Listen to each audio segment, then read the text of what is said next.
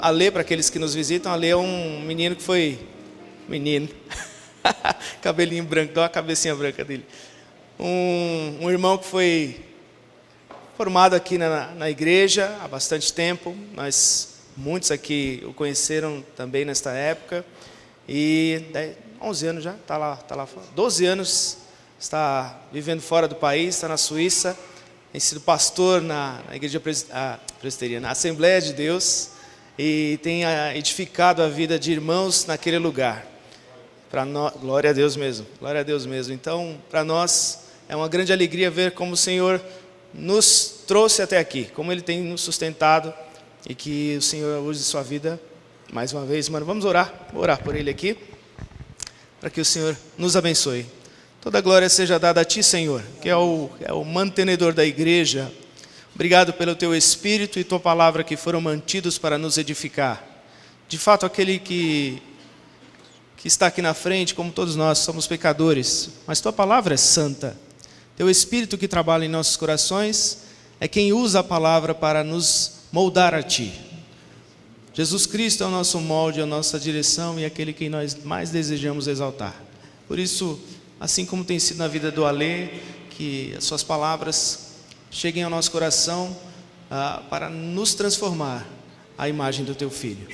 Usa a Tua palavra para isso, Senhor. Teu Espírito trabalhando em nossos corações. Cuida do coração do Teu servo, que está com responsabilidade muito grande de ser a boca do Senhor aqui, para nos exortar, para nos guiar, para nos confortar.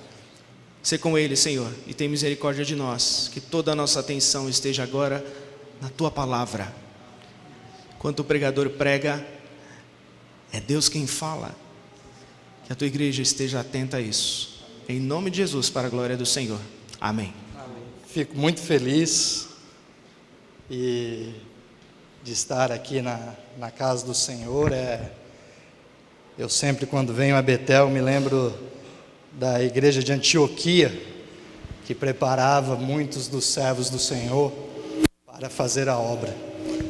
E eu vejo a igreja Betel assim, ela tem preparado servos para fazer a sua obra. Desde o dia que o Senhor falou conosco e nos trouxe para o seu reino.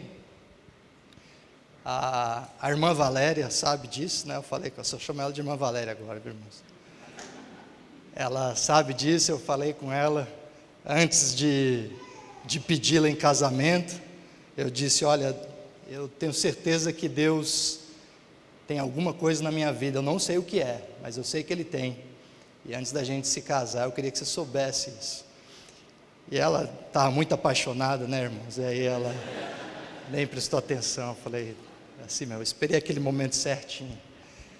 E Deus, o dia que o meu chefe me convidou para sair daqui da Suíça por um tempo, e daqui do Brasil para a Suíça, no meu coração o Senhor já falava que aquilo tudo era só uma maneira dele financiar a obra dele. E graças a Deus nós estamos lá já há 12 anos, fazendo a vontade do Senhor pela misericórdia dele. Então estou muito feliz, irmãos, fico feliz, fico grato ao conselho da igreja, grato ao pastor Ediano, ao presbítero Samir, ele que é menino, irmãos, eu que tive que aguentar muito dele no começo, mas graças a Deus está aí, é um barbado, já é um homem, e fico muito feliz e grato aos irmãos pela confiança, grato ao meu irmão que me deu um terno também, porque nem terno eu tinha para pregar, então os irmãos devem estar reconhecendo aí o uniforme do Rômulo, mas é o Ale que está aqui, viu, irmãos? Eu fico muito feliz com isso.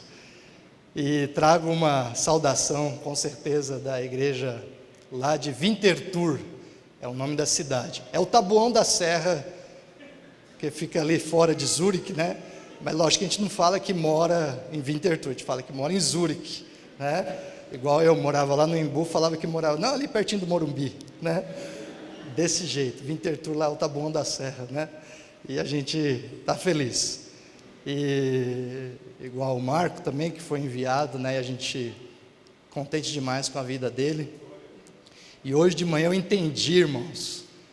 O Marco, eu digo para ele que ele é um santo, irmãos? E não tinha cidade melhor para ele ir. Divinópolis. Era a cidade dele mesmo. Glória a Deus por isso. Então, estou muito feliz, irmãos, muito feliz por estar aqui. O que o Senhor, eu quero crer que o Senhor falou ao meu coração, e nessa manhã me parece que Ele confirmava isso, porque os irmãos que estavam na escola dominical, em muitos momentos aqui, vão sentir que é a parte 2 daquilo que o Senhor falou através da vida do presbítero Marco Antônio. Um dia eu estava lá na igreja, e foi uma época um pouco difícil. Nós estávamos na congregação de Winterthur e na igreja de Zurique, que é uma igreja maior, estava sem pastor, e nós estávamos lá pastoreando as duas igrejas, e tem muito aventureiro que chega por lá, se autodenomina pastor, e já chega dizendo que quer pregar, que tem uma mensagem para a igreja, e a gente, graças a Deus, já foi muito treinado aqui nessa casa, e sabemos, como cuidar da igreja e do rebanho do Senhor. E o rapaz foi lá na igreja e ele falou que ele tinha que avisar a igreja que Jesus estava voltando, e ele tinha que falar aquilo, porque estava todo mundo se perdendo e tal, e aquela coisa toda. Eu falei, meu amigo, e ele veio geralmente quando o pessoal quer pregar essa linha, eles vêm com aquele terrorismo, Eu falei, meu amigo, aqui nessa igreja, a gente quer que ele venha hoje, não é amanhã, depois não, aqui nós queremos que ele venha hoje, estamos esperando, ansiosos, a vinda do Senhor. Maranata, vem Senhor Jesus. Enquanto nós cantávamos o hino aqui, eu adorava, Senhor, como seria maravilhoso se o Senhor viesse hoje, se o Senhor levasse a nossa vida. E eu lembro daquelas palavras de Davi, quando ele disse, firme está o meu coração em ti, Senhor, não porque eu sou santo no sentido de fazer todas as coisas certas, mas porque eu sou santo, separado por Ele, para louvor e glória dEle. E eu digo, venha Senhor, estou preparado, eu sei que o Senhor vai olhar na minha direção, vai estender as tuas mãos e vai chamar o meu nome. E eu disse para esse rapaz, veio no lugar errado. E essa questão da vinda de Jesus é algo que ainda fica muito marcante no nosso coração. Alguns ficam com dúvida, outros questionam, e o próprio Jesus falou sobre isso. Os irmãos veem aí no texto anunciado, nós vamos falar a respeito da parábola das 10 virgens, e toda a liturgia foi montada em torno dessa passagem. Já vimos alguns textos aí, porque é um assunto que o próprio Jesus tratou com os discípulos. E os irmãos viram no texto que foi lido, quando Jesus começa a contar da parábola, Pedro fala, Senhor, o Senhor está falando com a gente ou é com os outros? Com quem que o Senhor está dizendo? E fica aquela coisa, o que será que vai acontecer? Eu lembro quando eu era mais novo, e que ainda não tinha aceitado o Senhor Jesus, e minha mãe sempre dizia, não vai falar para os outros que você é crente não, eu estou te levando na igreja, mas não vai envergonhar o nome de Jesus. Eu falei, tá bom, e ficava com medo ali, mas tinha Jesus no coração, no sentido de saber que Ele existia, porque ela me ensinou no caminho, e ficava com aquele medo, será que Ele vai voltar, será que Ele não vai voltar, como é que vai ser se Ele chegar hoje? E os discípulos, e Jesus falou sobre isso. No contexto do texto anunciado, Jesus está saindo, ali no capítulo 24, Jesus está indo para o templo, Ele sai do templo, e os discípulos, parece que Jesus está meio que fazendo um turismo. Os discípulos falam, Jesus, vem aqui, olha essas pedras, que construções. Eu me lembro quando o pessoal vai lá na Suíça nos visitar, e a gente faz a mesma coisa, olha aqui, isso, essa igreja tal, e Jesus parece que dá uma cortada neles, Jesus fala, não vai ficar pedra sobre pedra, vai acabar tudo isso daí. E aí os discípulos fazem a pergunta no versículo 3, tendo Jesus se assentado no Monte das Oliveiras, capítulo 24 de Mateus, os discípulos dirigiram-se a Ele em particular e disseram, dize-nos, quando acontecerão essas coisas, e qual será o sinal da tua vinda e do fim dos tempos? Perceba, os discípulos em particular chamaram Jesus, e Jesus vai falar com eles em particular, com a sua igreja, com o seu povo, com aqueles que Ele havia chamado. E Jesus vai dar o ensino da sua volta, ele vai contar a sucessão dos eventos, ali no capítulo 24, o princípio das dores, os sinais dos tempos, a vinda do Filho do Homem, a volta dele, e ele ressalta que ninguém sabe o dia, nem ele mesmo, nem os anjos, nem ele, o Filho, só o Pai guardou para ele. E à medida que ele fala sobre isso, ele vai destacar a questão da vigilância, que nós precisamos estar vigilantes. E ele conta algumas parábolas. E eu fiquei pensando sobre essas parábolas, irmãos, e meditando, e eu vi que tinha uma certa conexão entre elas. A parábola da figueira, quando Jesus fala, olhe os frutos, quando eles brotam, as folhas brotam, sabemos que está próximo o verão. Era como Jesus dissesse: os sinais que eu acabei de dizer para vocês, ouçam o que eu estou dizendo, e percebam eles quando está acontecendo.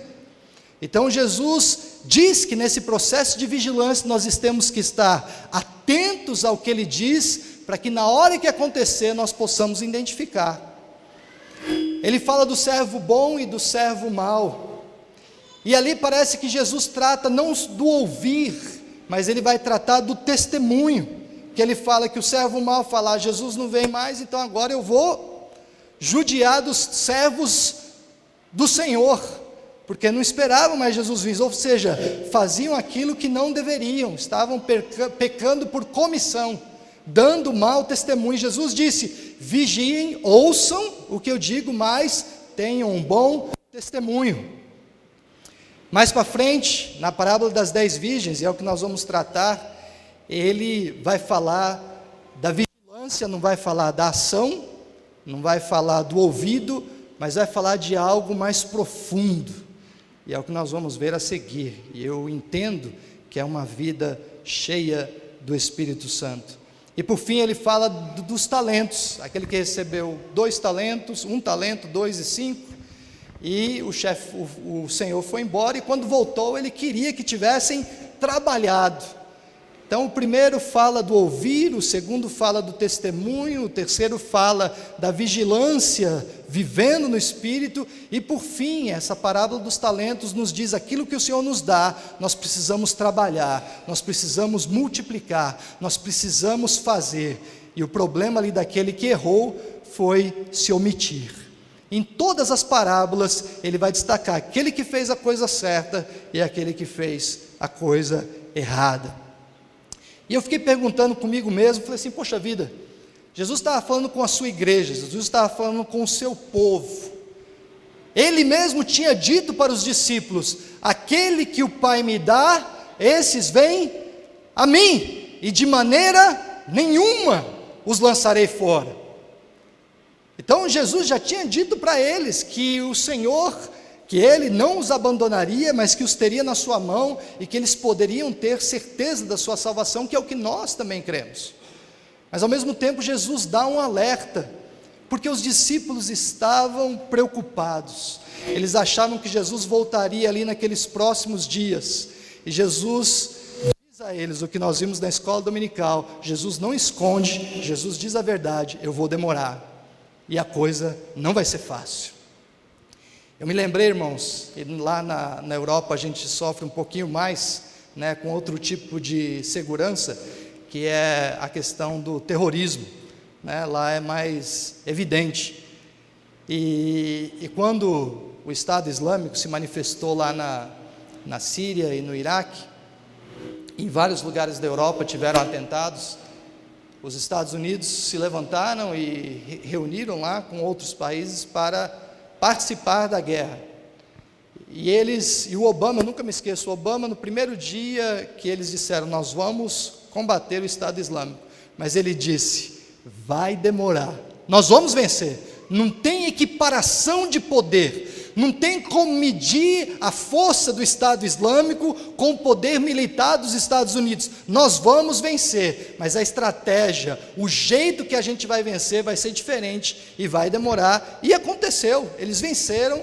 demorou, mas eles venceram. Jesus virá, a igreja dele vai subir, mas ele diz ao princípio: mas vai demorar, e o meu processo vai passar por estágios, que eu quero alertá-los, para que vocês possam reconhecer. Então, para nós, irmãos, é a mesma necessidade. Nós também esperamos pela volta de Cristo. Amém? Nós também gostaríamos ou esperaríamos que fosse logo, mas estamos sujeitos ainda ao tempo de Deus. Quem sabe seja agora, quem sabe seja mais para frente. Com certeza não vai ser agora, porque a Bíblia diz que a igreja será perseguida violentamente. Então muita coisa tem para acontecer ainda, para o Senhor voltar. Então, da mesma forma, Jesus quer cuidar das nossas vidas, para que nós percebamos aquilo que vai acontecer. Vamos ler o texto de Mateus 25 agora, com todo esse contexto dado, e eu quero ler ele por partes aos irmãos, para que nós meditemos à medida que nós lemos esse texto. O primeiro versículo, e os irmãos me perdoem aí que eu vou ler aqui na minha tradução, na Bíblia da minha avó, viu, irmãos? Tem muita gente que chega para mim e fala: pastor, vou dar uma Bíblia nova, né? Porque a sua está quase caindo aos pés, mas é da minha avó, então eu guardo ela aqui com muito carinho, né? E a tradução é um pouquinho diferente, mas com certeza os irmãos vão conseguir acompanhar. Versículo 1 diz assim: então o reino dos céus será semelhante a 10 virgens, que tomando as suas lâmpadas, saíram a encontrar-se com o noivo. Pelo que eu li e pesquisei, irmãos, era um costume judeu, né, essa questão de escolher alguns que eram mais próximos, que eram mais queridos, e aqui a questão das virgens, alguém que era próximo da noiva, para participar de todo aquele cerimonial do casamento. Era um lugar de honra, era alguém que era parte do círculo mais próximo de amizade, tanto do noivo como da noiva, era alguém de confiança. E aqui Jesus vai falar que o reino de Deus é semelhante a essas 10 virgens que estavam ali esperando a chegada do noivo. A virgindade, ela traz com certeza esse aspecto de santidade, de pureza. Quando olhava, né, quando nós vemos uma virgem, quando nós olhávamos a Virgem Maria, nós sabíamos que ali trazia um sentido de pureza. E eu entendo que Jesus, quando fala das 10 virgens, também está dizendo que essas 10 virgens, de alguma forma, apresentavam visivelmente aspectos de santidade. A aparência delas, das 10, era praticamente a mesma, a sua atitude, o seu comportamento era igual. Essas 10 virgens tinham ali as 10 lâmpadas, e nós entendemos que o Senhor está falando ali da igreja. Em vários momentos, quando fala do noivo e da noiva, o Senhor vai trazer a noiva como a igreja, e aqui o Senhor está aplicando a igreja para essas 10 virgens. A noiva também representa a igreja, mas aqui o Senhor está destacando a igreja como essas 10 virgens, que tem um chamado, que tem uma obrigação de ir lá encontrar com o noivo, ligar as suas lâmpadas e trazer ele para o encontro com a noiva. Elas não se distinguiam pelas suas atitudes, né? Eram iguais em tudo, e as 10 foram escolhidas para fazer esse trabalho. Nós falamos aqui das parábolas que Jesus contou uma após a outra, nesses capítulos 24 e 25 de Mateus. Enquanto o servo bom e o servo mau eram destacados por causa das suas atitudes, enquanto aqueles que receberam o talento também eram destacados pela sua falta de atitude, aquele que não fez nada, essas 10 virgens aparentemente eram iguais. Se elas andassem na rua, ninguém conseguia distingui-las. Eram 10 virgens, carregavam 10 lâmpadas e aparentemente tinham a mesma posição para a sociedade. Os próximos versículos dizem assim: 5 dentre elas eram nécias e 5 prudentes. As nécias, ao tomarem as suas lâmpadas, não levaram azeite consigo. No entanto, as prudentes, além das lâmpadas, levaram azeite nas vasilhas. A partir desse versículo a gente começa que existia uma diferença, não no comportamento, não no jeito de andar, não na maneira como os noivos a identificaram, mas aqui na sua prudência, em alguma coisa que estava ligado mais ao seu interior. E veja que a prudência vai estar ligada não somente à sua disposição de levar, mas daquilo que uma levou e a outra não levou, que eram o óleo que servia para acender as lâmpadas. A forma delas era igual, a diferença estava no entendimento delas do chamado. Porque uma entendeu, 5 entenderam, que o chamado era para apresentar o noivo e que o noivo não tinha hora para chegar. As outras parece que foram mais apressadas e não entenderam, né, o seu chamado. Não entenderam como que poderiam fazer aquilo com diligência. Uma entendeu que haviam pré-requisitos para cumprir cabalmente o seu chamado. Eu preciso pegar minha lâmpada, eu preciso levar óleo, para que se o noivo chegue, agora eu tenha, mas se ele chegue daqui a um dia eu tenha, se ele chegue daqui a 2 dias eu também tenha, se ele chegue daqui a 3 dias, eu ainda tenho óleo, porque eu quero cumprir o meu chamado da melhor forma possível, e eu preciso me abastecer daquilo que é necessário para eu fazer e cumprir a obra para a qual eu fui chamada. As outras não. Parece que saíram ali meio rápido, pegaram a lâmpada, só com o óleo que tinha ali na lâmpada, cegaram acesa, vai voltar agora. Parece que existia uma certa displicência, e não pensaram na profundidade daquele chamado que elas tinham.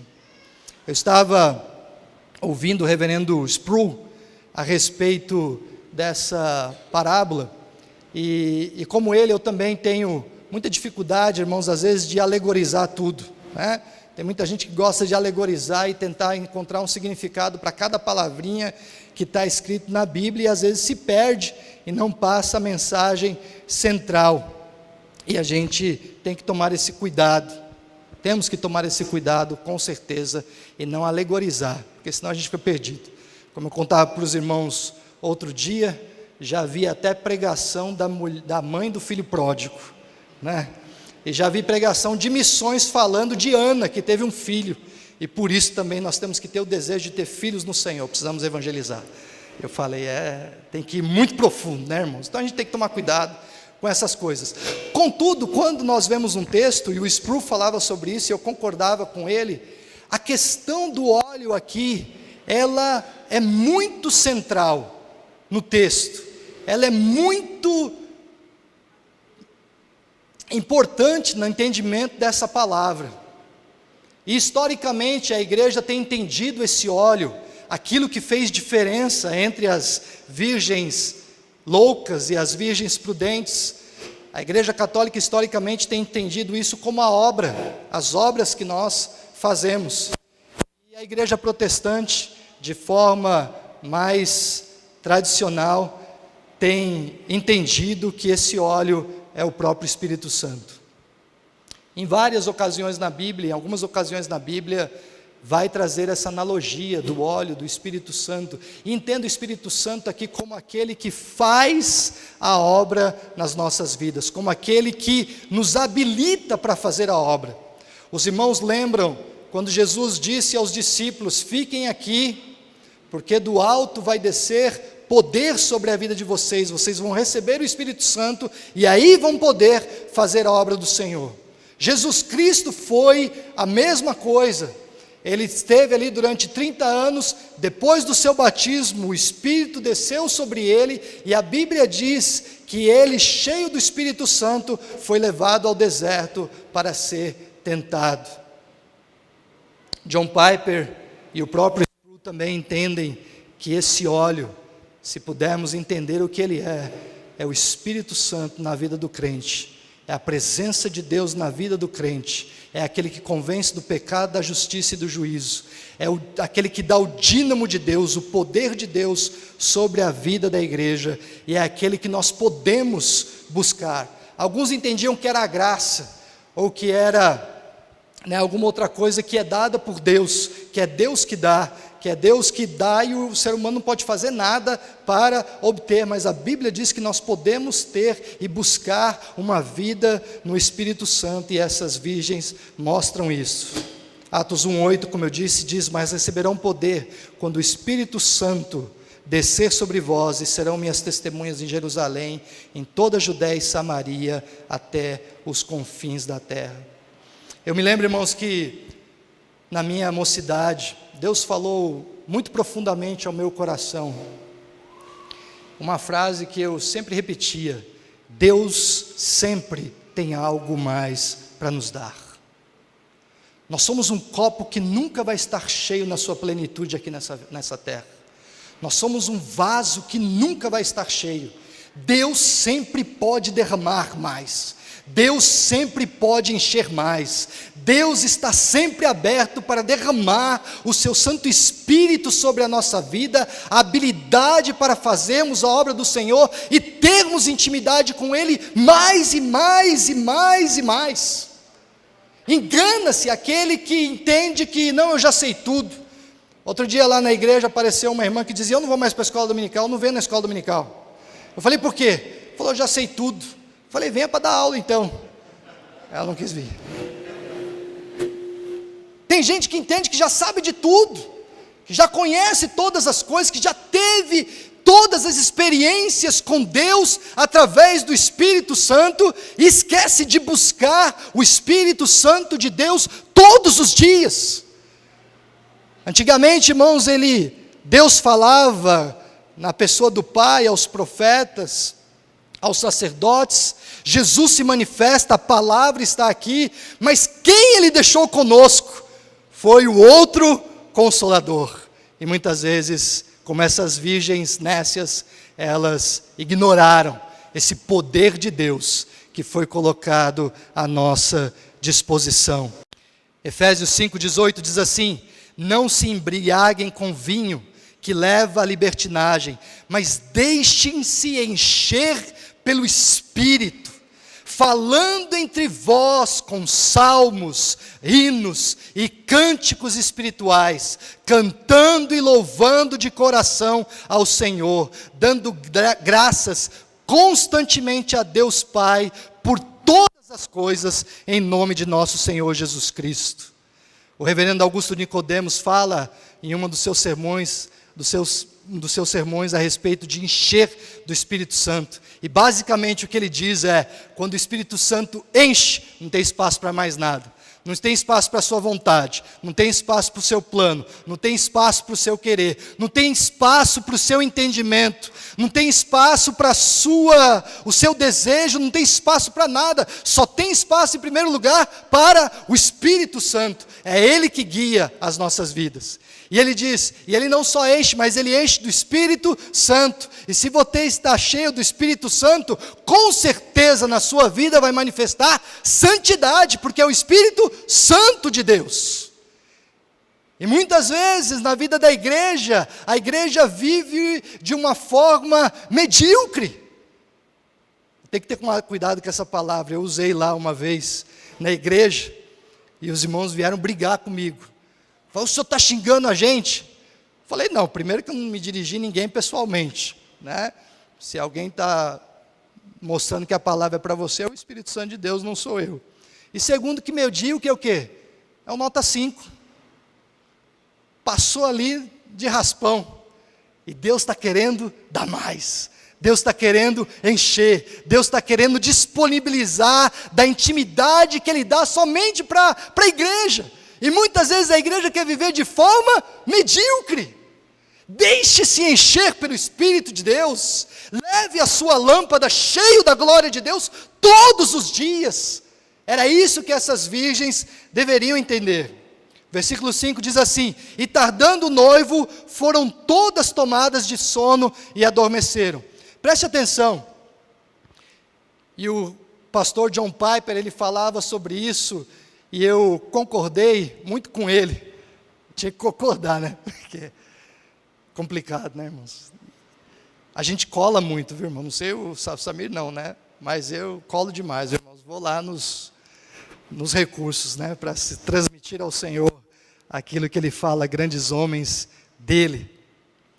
Em alguns momentos, quando Jesus estava subindo ao monte para orar, Ele disse a Pedro, Tiago e João: fiquem aqui e vigiem comigo.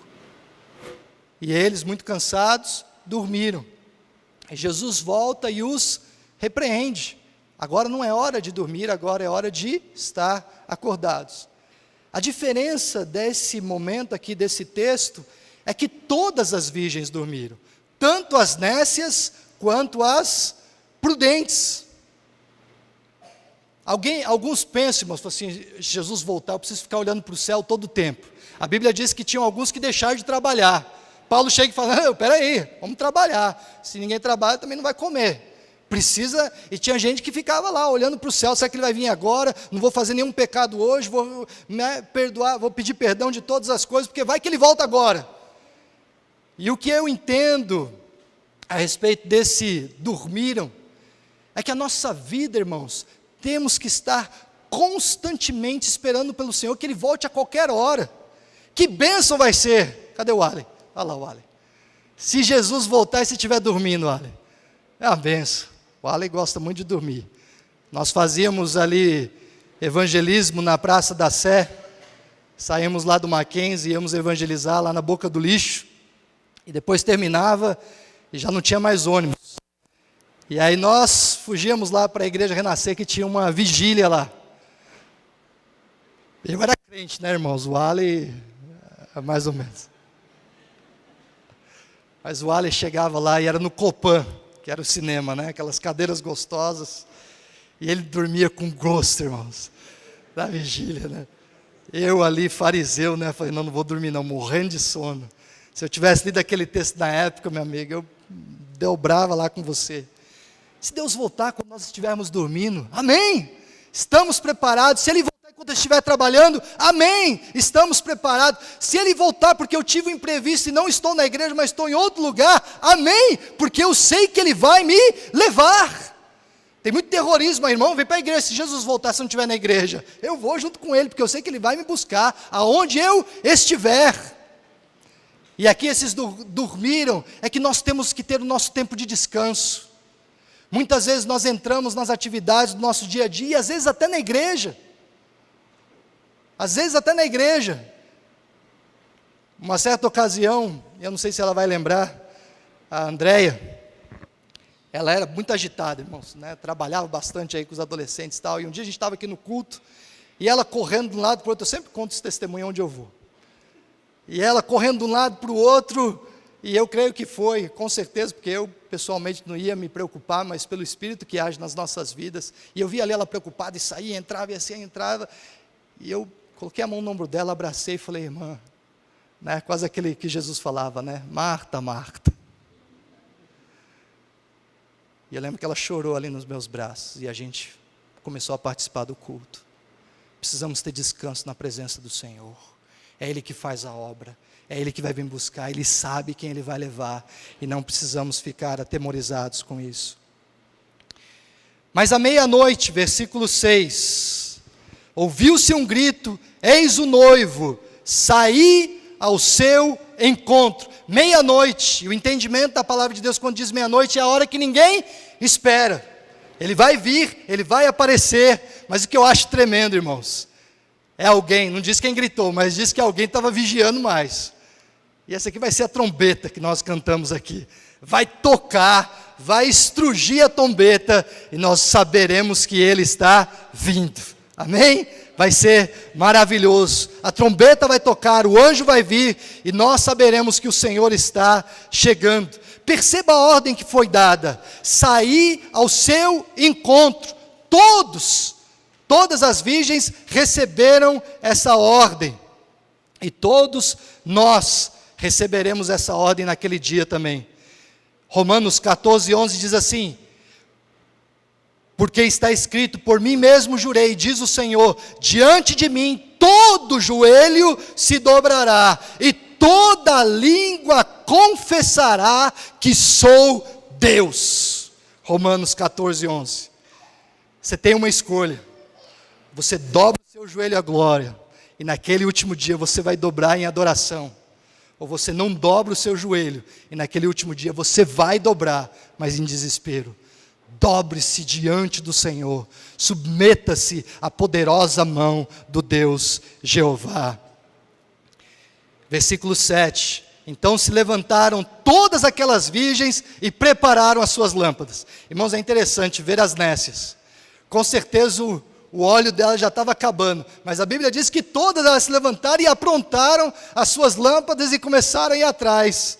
E aí o versículo 6 ao 10 diz assim: e as nécias disseram às prudentes: dai-nos do vosso azeite, porque as nossas lâmpadas estão se apagando.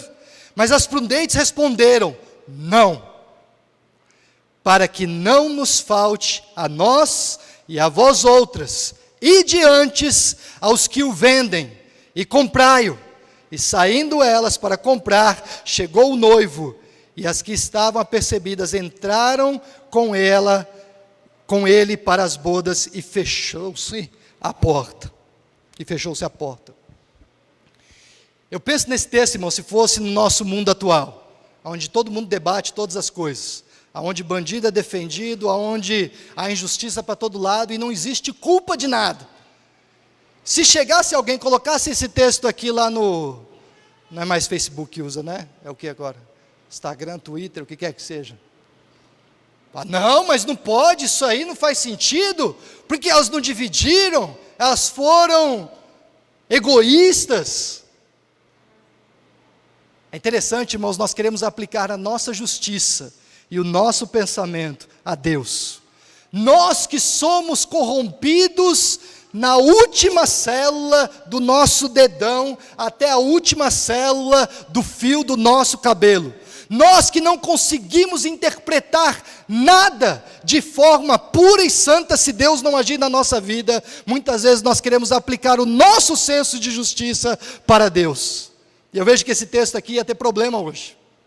Mas o que essas virgens falaram, as prudentes falaram, não. E o sentido aqui é o seguinte: lembra que nós falávamos que o óleo era a presença do Espírito Santo, era a experiência com Deus, era a vida com Deus, a fé, a vida que elas tiveram até aquele dia é individual.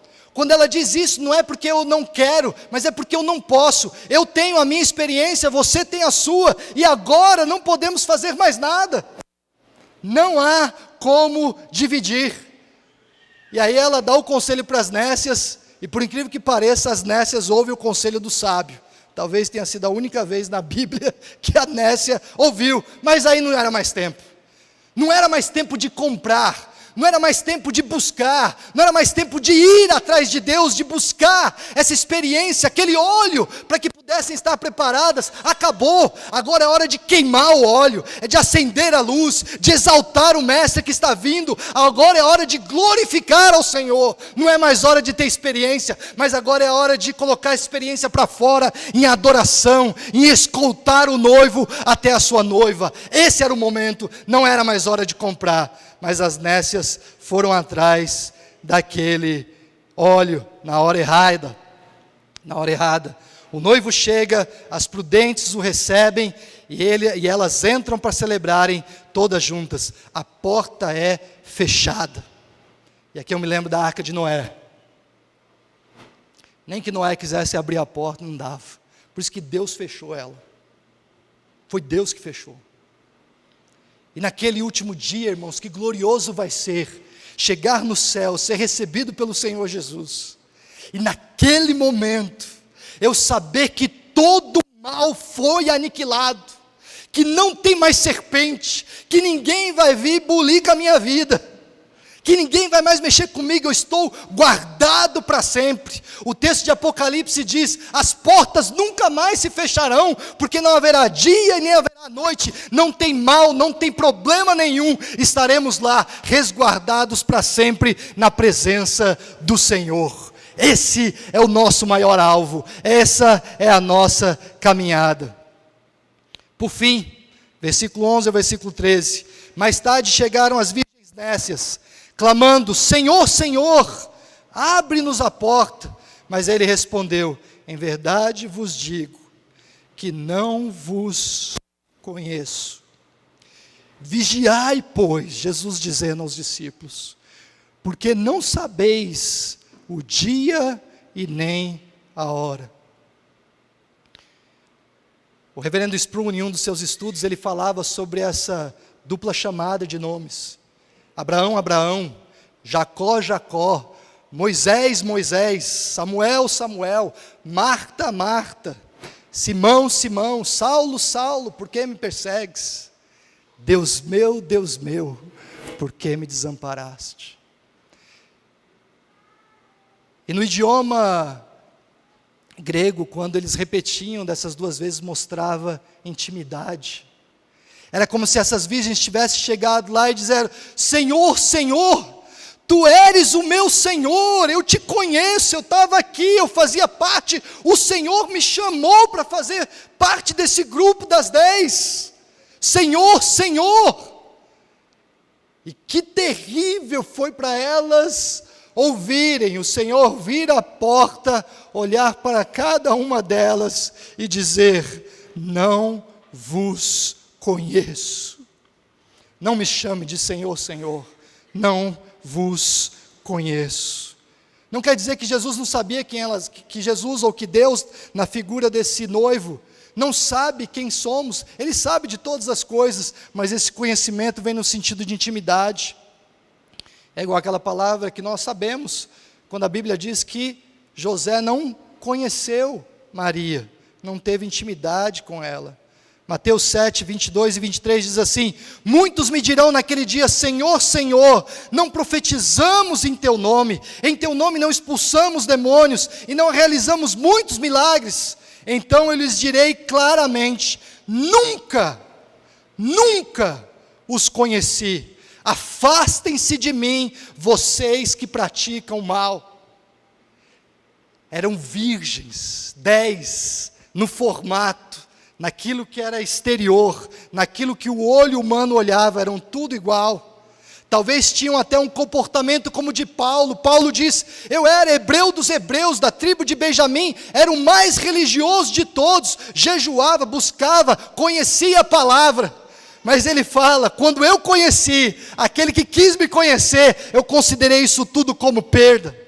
Tinha religiosidade, tinha prática, estava todo o tempo ali, conhecia as escrituras, mas não valia de nada. Quem olhasse para ele falava: esse homem aí é santo, era igual às 10 virgens. Jesus disse: não vos conheço.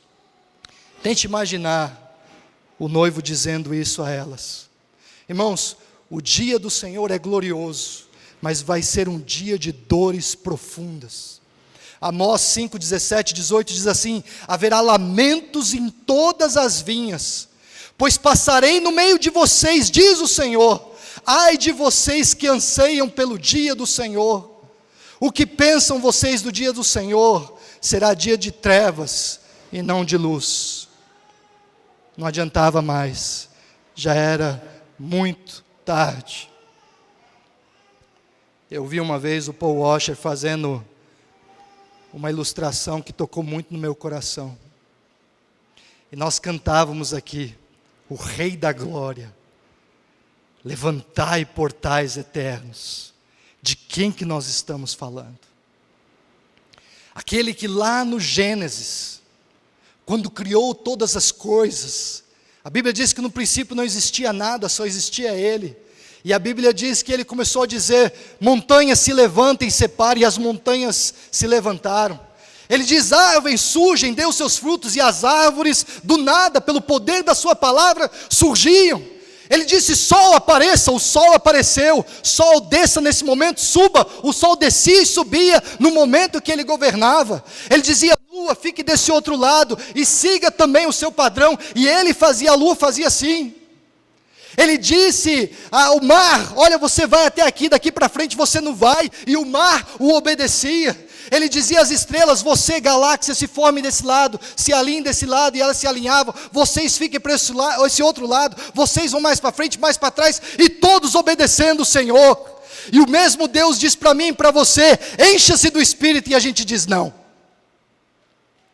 Estamos falando do Rei da Glória, do Deus Todo-Poderoso, aquele que disse: buscar-me-eis e me achareis, quando me buscardes de todo o coração.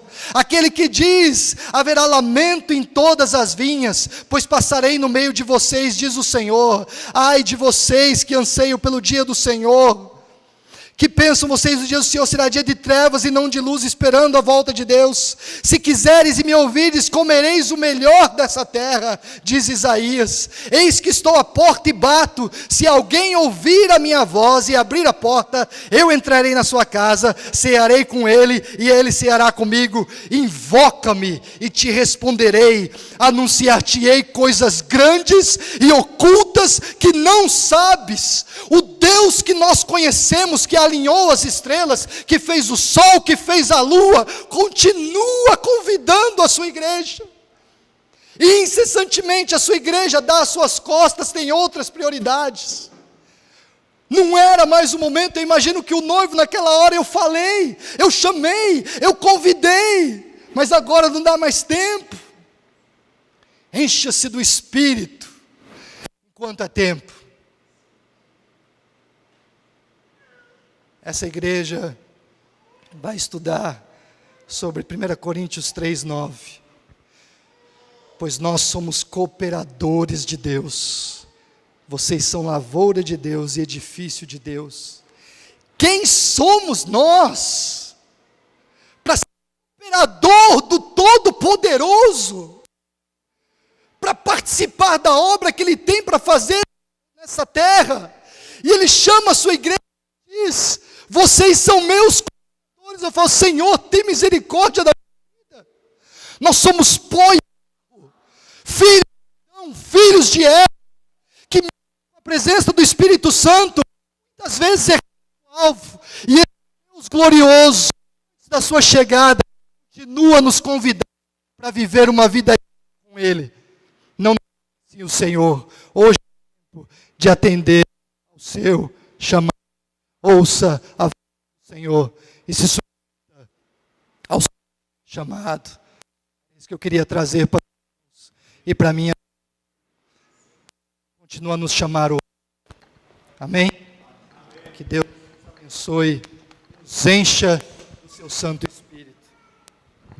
Vamos ficar em pé, irmãos, e orar ao Senhor.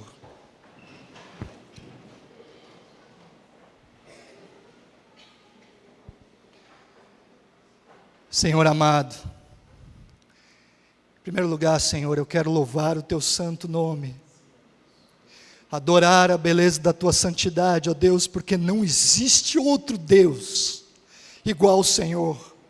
Deus que trabalha em favor daqueles que nele confiam. Quem somos nós, Senhor, para ter a Ti como nosso Deus?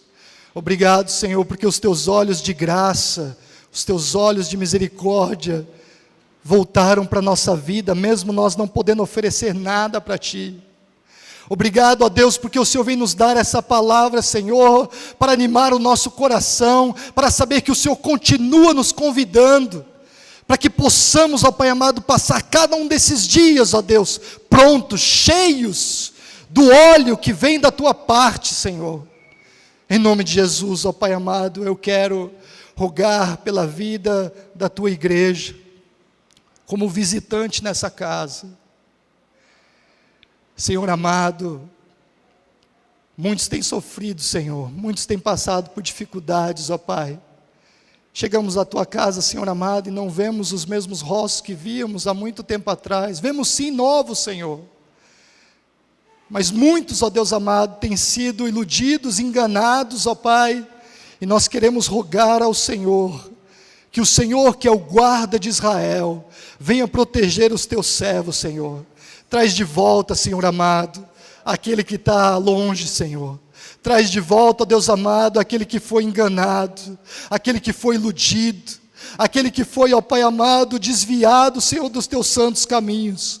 Aonde quer que ele ou ela estejam, ó Deus, que o Teu poder, ó Pai amado, possa trazer à memória, ó Deus Santo, as palavras que eles ouviram de Ti, Senhor, aqui nesse lugar e em outros lugares. Santo e eterno Deus, tem misericórdia. Abençoa, Senhor amado, as famílias da Tua casa, Senhor, da Tua igreja. Protege, Senhor amado, as mães. Ó Deus Santo, dá da Tua vontade, da Tua força, do Teu vigor, ó Pai amado, às Tuas servas. Aos pais, ó Deus Santo, dá da Tua coragem, Dá, Senhor amado, da tua virtude, Senhor, a cada um, para que continue, Senhor, a batalhar pela tua obra. Protege a tua igreja, Senhor, nós te clamamos no nome de Jesus. E venha, Senhor, sobre a nossa vida, Pai, para que possamos, ó Deus, não porque temos medo, porque não temos medo, Senhor, da tua volta. Como dissemos aqui, queremos que o Senhor venha hoje.